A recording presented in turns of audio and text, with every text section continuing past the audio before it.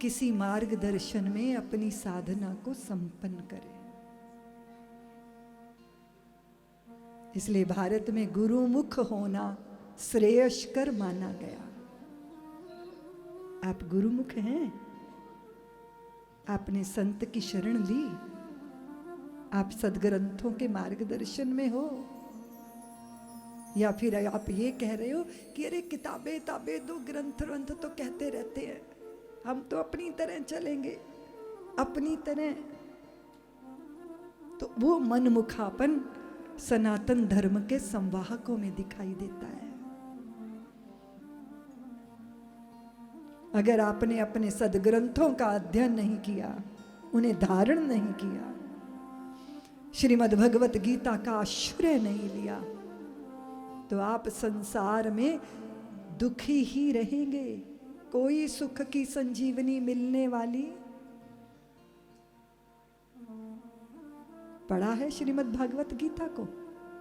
श्री रामचरितमानस के पाठ का रोज पारायण किया है क्या? उपनिषदों के वाणी को हृदय में धारण किया है क्या? रात दिन इंटरनेट पे इंटरटेनमेंट की खोज में आंखें तो फोड़ ली, किंतु उन धर्म ग्रंथों की शरण नहीं ली जो नर से नारायण बनाने की सामर्थ्य रखते हैं। श्री रामचरितमानस में अगर हम डुबकी लगाएंगे तो वहां सबसे पहले क्या दिखाई देता है? सदगुरु के चरणों की शरण का आश्रय।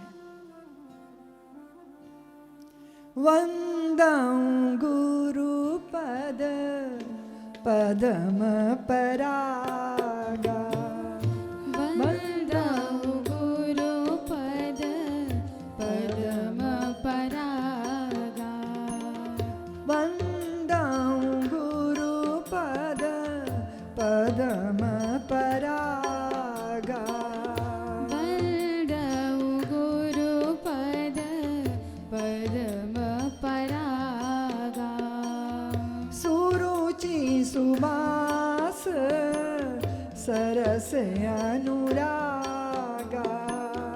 सुरुचि सुवास सरस अनुरागा, वंदं गुरु पद पदम परागा, वंदं गुरु पद पदम परागा, सुरुचि सुबास सरस अनुरागा, सुरुचि सुवास सरस अनुरागा, वंदं गुरु पद पदम परागा, वंदं गुरु पद पदम परागा, श्री गुरु पद नख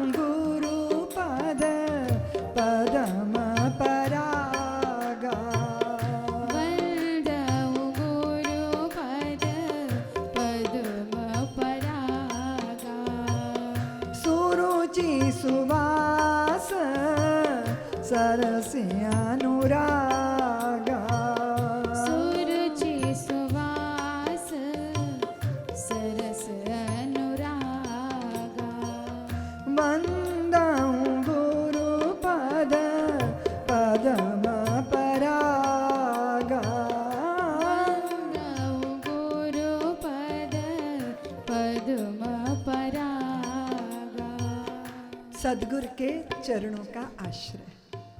अगर आप गुरुमुख बन गए ना तो आपको पथ मिल गया, आपकी श्रद्धा को दिशा मिल गई, अब आप मार्गदर्शन में हैं। इसलिए सदगुरु के चरणों की शरण लो। हम लोग तो बड़े भाग्यशाली हैं, युग पुरुष भगवान सदगुरुदेव हमें प्राप्त हुए। ऐसे महापुरुष धरती पे कदाचित कभी कभी अवतरित होते हैं। उनकी वाणी सुनी है हमने, उनके चरणों में बैठे हैं हम।